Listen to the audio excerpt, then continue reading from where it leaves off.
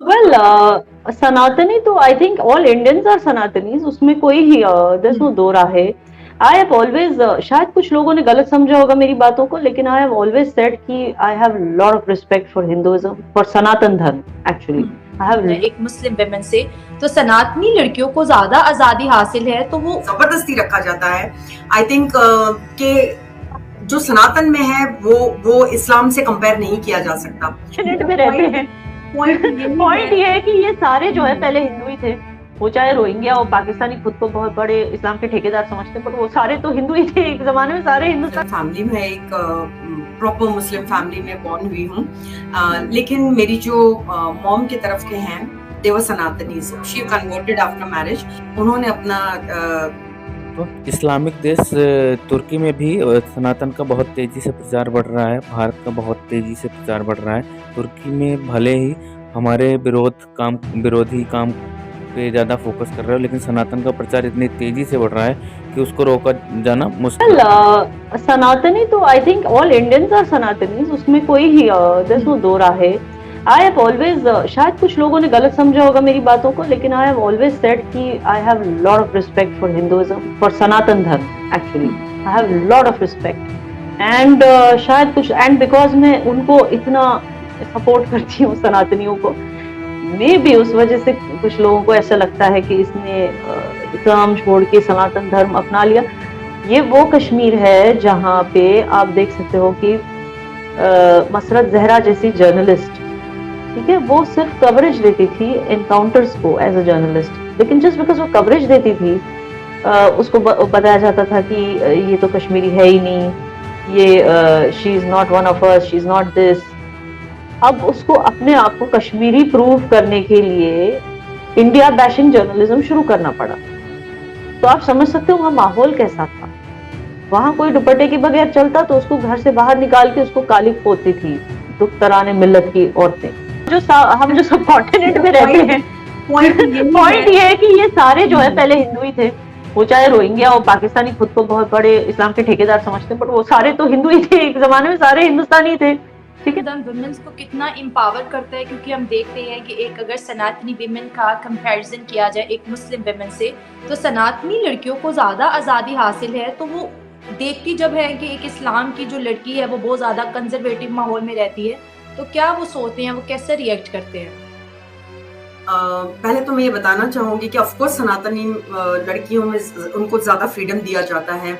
They have full right to educate themselves. आप देखेंगे कि जब दो बच्चे होते हैं एक फैमिली में, तो उन बच्चों के ऊपर माँ बाप ज्यादा ध्यान दे सकते हैं, उनको पढ़ा लिखा सकते हैं, चाहे वो एक लड़की हो चाहे वो एक लड़का हो। मैं ये देखती हूँ कि सनातन में अगर आप अगर लॉजिकली सोचो तो आप देखो कि कितनी मुस्लिम लड़कियां, अगर आप कहती हो कि कितनी लड़कियां हैं जो आ गई हैं बाहर, कहती है नहीं हमको ये सब मंजूर नहीं है। कितनी यूट्यूब पे देखो आप, फिल्मों में देखो आप, हर जगह लड़कियां आ गई है बाहर, क्योंकि they are fed up of this conservative जो माहौल में उनको रखा जाता है, जबरदस्ती रखा जाता है।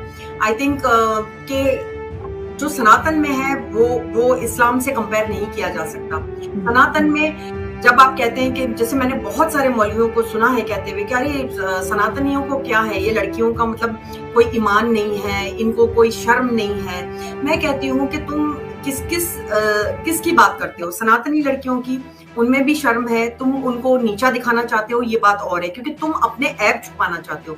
तुम ये नहीं दिखाना चाहते हो दुनिया को कि तुम कैसे जुल्म कर रहे हो अपनी औरतों पर। मैं औरत वर्ड भी कभी यूज नहीं करती हूँ, लेकिन यहाँ पर करूंगी ये वर्ड यूज। रिलीजन जो है वो कुछ और था and then you just got change. तो क्या आप मुझे बता सकते हैं कि वो चेंज करने के पीछे वजह क्या थी, और आफ्टर चेंजिंग इट जब आप सनातन में आए हो तो क्या चेंजेस आए, किस तरह से लाइफ जो है ना किस तरफ गई, डायरेक्शंस क्या मिली, और क्या वजह थी बेसिक चेंज करने की? जी हाँ, मैं आपको बताना चाहती हूँ कि I was born in a Muslim family. मैं एक प्रॉपर मुस्लिम फैमिली में बॉर्न हुई हूँ, लेकिन मेरी जो मॉम की तरफ के हैं they were Sanatanis. She converted after marriage. उन्होंने इस्लाम कबूल किया और वो एक प्रैक्टिसिंग इस्लामी बन गई। मैंने बचपन में कुरान पढ़ी जिस तरीके से हर घर में पढ़ाई जाती है। हमने कुरान पढ़ना सीखा। उसके बाद उसको मायने से मैं नहीं जानती थी, ना मैंने कभी, मतलब मैं बहुत छोटी थी, तो वी जस्ट रेड कि हाँ हमने कुरान पढ़ ली है, because we all are suppose to do that. तो बचपन में मैंने वो पढ़ लिया।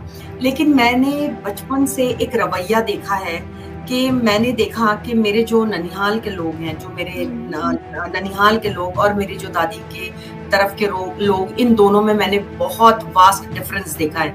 मैंने देखा एक तरफ इतना एरोगेंस है जो मेरे दादी के जो खानदान में मैंने देखा, मैंने महसूस किया कि इतने ज्यादा एरोगेंस, इतना ज्यादा इगोइस्टिक, इतने ज्यादा एग्रेसिवनेस मैंने देखा है इन माय दादी के इधर। और मेरे ननिहाल में जो मैंने देखा हम्बलनेस, बहुत ज्यादा डाउन टू अर्थ, बहुत ही love I have seen in my this. तो कहीं पर ये मुझे शायद इम्पैक्ट कर गया when I Guru.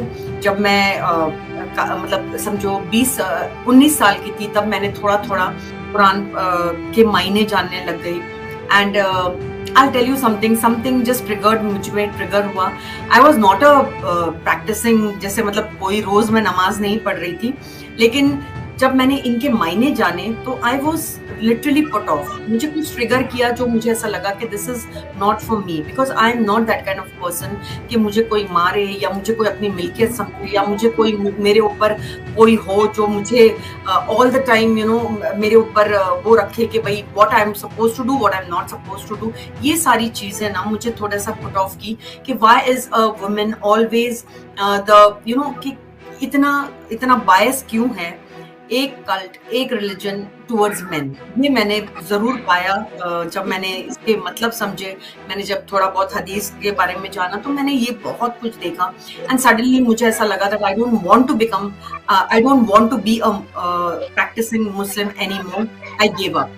Now I gave up. उसके बाद कई साल तक, ऑलमोस्ट फॉर 30 years, मैं पहले अपने भी चैनल्स पर बता चुकी हूँ कि मेरे साथ क्या हुआ था। Almost 30 years of my life I never went into any religion. मैं एक एग्नोस्टिक थी। हाँ, कोई है creator, but I didn't want to name it. I did not find the answers. Then I got married. मतलब जब मैं married, I got married to a Hindu, but that time also I was never into Sanatan. I was never forced into Sanatan. तो मुझे एक ही बात सनातन की जो बहुत अच्छी लगती है, that you are not forced to do anything. Whether आप एक women हो, आप एक men हो, you are not forced to do anything. At least I was not forced by my husband कि भाई आप ये करो या आप सनातन में आ जाओ, या आप, अगर मैं बुद्धिस्ट भी बनती तो भी उनको प्रॉब्लम नहीं होता, अगर मैं कैथलिक बनती तो भी, मतलब they give space and space is very important for me. शायद मेरे नेचर में है ये, that I love to have space and give space. तो मैं बहुत सालों के बाद when I was in my 50s, that is the time when I went into Sanatan. देखने के बाद आपको क्या लगा? आप सनातन से कितना प्यार करते हैं? अगर सच में सनातन से प्यार करते हैं तो इस वीडियो को लाइक, शेयर, कमेंट और सब्सक्राइब करें। Thank you so much.